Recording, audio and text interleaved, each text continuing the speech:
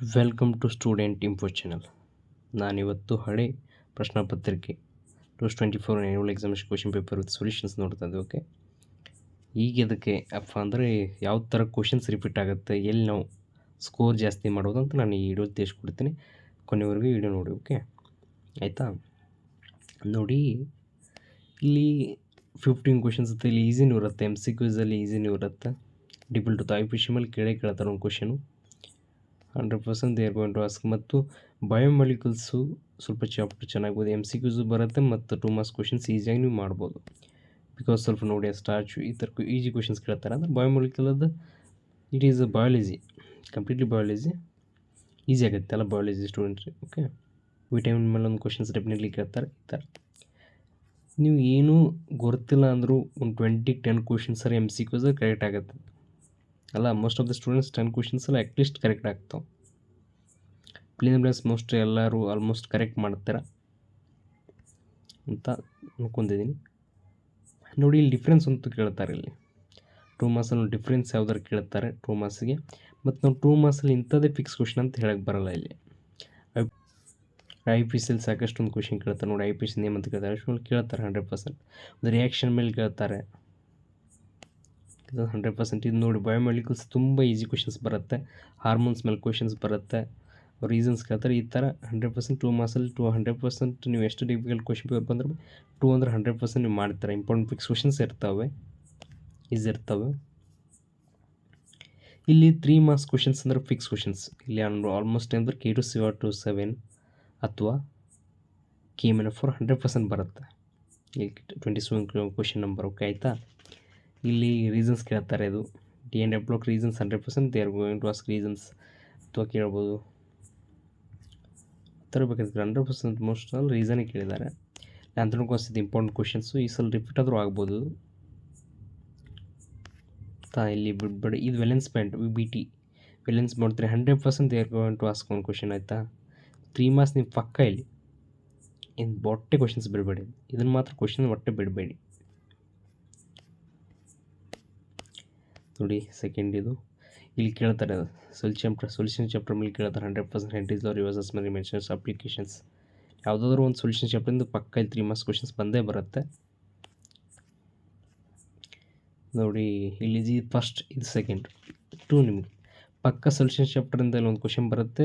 Answer in 2 of the following ಇದೆ, answer 2 ಮಾಡಿ. Solution ಚಾಪ್ಟರಿಂದ ಪಕ್ಕ ಇಂಪಾರ್ಟೆಂಟ್ ಕ್ವಶನ್ಸ್ ನಾನು ಕೊಟ್ಟಿದ್ದೀನಿ. SBR ನಾನು ಕೆಮಿಸ್ಟ್ರಿ ನೆಕ್ಸ್ಟ್ ಒಂದು PDF ಅಲ್ಲಿ ಕೊಟ್ಟಿದ್ದೀನಿ, ಅದು ನೋಡ್ಕೊಳ್ಳಿ. 100% ಸೊಲ್ಯೂಷನ್ ಚಾಪ್ಟರ್ ಒಂದು ಪಕ್ಕ ಇಂಪಾರ್ಟೆಂಟ್ ಕ್ವಶನ್ ಬರುತ್ತೆ.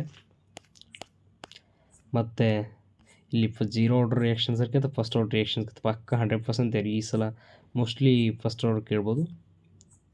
100% ಇಲ್ಲಿ 100% 6 ಮಾರ್ಕ್ಸ್ ಇಲ್ಲಿ ಪಕ್ಕ ಸಿಗುತ್ತೆ ನಿಮಗೆ. ಇಷ್ಟು ಮಾಡಿ. 3 marks important questions, don't worry for 3 marks. Okay, 40ನೇ ಸ್ವಲ್ಪ ಇದನ್ನಾಗುತ್ತೆ. ಇಲ್ಲಿ 40 ಅಂದರೆ ಹೆಂಗತ್ತೆ, 40 ಒಳಗೆ ನನಗೆ ಎ ಕ್ವಶನ್ಸ್ ಬರ್ತವೆ, ಆಪ್ಷನ್ ಎ ಬರ್ತದೆ, ಆಪ್ಷನ್ ಬಿ ಬರೋದಿಲ್ಲ. ಆಲ್ಮೋಸ್ಟ್ ಹೀಗೆ ಆಗ್ತದೆ. ಮತ್ತು ಇಲ್ಲಿ ಅಪ್ಲೈಡ್ ಕೇಳಿದ್ದಾರೆ. SN2 ಮೆಕ್ಯಾನಿಸಮ್ ಇತ್ತು, ಬಟ್ ಅಪ್ಲೈಡ್ ಕೇಳಿದ್ದಾರೆ. 100% ನಮಗೆ ಏನೊಂದು ಗೊತ್ತಾಗಲ್ಲ ಇದೆ. ಆಯಿತಾ? ಫಸ್ಟ್ ಆಫ್ ಆಲ್ ಅಪ್ಲೈಡ್ ಅಂದರೆ SN2 ಮೆಕ್ಯಾನಿಸಮ್ ಡೈರೆಕ್ಟ್ ಕ್ವಶನ್ಸ್ ಕೊಟ್ಟಿಲ್ಲ. SN2 ಬರೀರಿ ಅಂತ ಅಲ್ಲಿ conversion methyl chloride to methyl alcohol ಕೊಟ್ಟ. ನೀವು ಗೊತ್ತಾಗಬೇಕು ಮೆನ್ಷನ್ ಆರ್ಡರ್, ನೀವು ಆರ್ಡರ್ ಇದನ್ನು ಮಾಡಬೇಕು. ಮತ್ತು ಮೆಕ್ಯಾನಿಸಮ್ ಯಾವುದೈತೆ ಅಂತ ಹೇಳಬೇಕು. ಅಲ್ಲಿ SN2 ಮೆಕ್ಯಾನಿಸಮ್ ಅಂತ ಹೇಳಿ. ಸೊ ನೋಡಿ, ಇಷ್ಟೇ ಬರೋದು ಸಾಕಪ್ಪ, ತುಂಬ ಜಾಸ್ತಿ ಬರೀಬೇಕಾದಂತೆ ಅಲ್ಲ, ಇಷ್ಟೇ ಬರೋದು ಸಾಕು. ಬಟ್ ಇನ್ನು ಎಕ್ಸ್ಪ್ಲನೇಷನ್ ಕರೆಕ್ಟಾಗಿರ್ಬೇಕು ಅಷ್ಟೇ. ನೋಡಿ, ಬರೀ ಇಷ್ಟು ಸಾಕು ಆನ್ಸರ್. ಇಲ್ಲ ರಿಯಾಕ್ಷನ್ಸ್ ನೆನ್ಬಿಟ್ಟು ಅಂದರೆ ಆರಾಮಾಗಿ ನೀವು ಮಾರ್ಕ್ಸ್ ತೊಗೋಬೋದು. ಮತ್ತು ಇದು ಆಲ್ಮೋಸ್ಟ್ ಇಥನಾಲ್ ಟು ಇಥೇನ್ ಇದು 100 ಮೋಸ್ಟ್ಲಿ ಅಂದರೆ ಈ ಕ್ವಶನ್ಸ್ ಭಾಳ ರಿಪೀಟೆಡ್ ಕ್ವಶನ್ ಕೇಳ್ತಾರೆ. ಲೂಕಸ್ ರೀಸೆಂಟ್ ಅಂದ್ರೆ ವಾಟ್ ಈಸ್ ಲೂಕಸ್ ರೀಸೆಂಟ್ ಅಂದ್ರೆ ಸಾಕಷ್ಟು ಕೇಳ್ತಾರೆ. ಆಯಿತಾ? ಇದು ಫಸ್ಟು ನೆನಪಿನಲ್ಲಿ ಇಟ್ಕೊಳ್ರಿ.